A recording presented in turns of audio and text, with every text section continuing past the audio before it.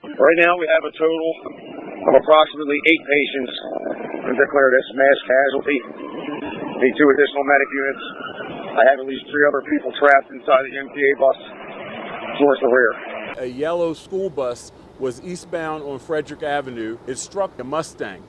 Once the yellow school bus struck the Mustang, it continued eastbound, then struck the pillar at the Loudon Park Cemetery, and then continued eastbound where it went into the oncoming traffic and struck an MTA bus. We have a school bus involved in a collision with an MTA bus. About 1 victim removed from MTA bus. The rest look like body recoveries. The driver of the yellow bus passed away. The aide that was on that bus suffered minor injuries. There were 13 people on the MTA bus. 5 of those people who were on the bus are deceased. 8 were transported from the MTA bus to area hospitals. And there was 1 person from the Mustang who suffered some minor injuries. In total, there were 6 fatalities at the scene and 10 other injuries of various magnitude.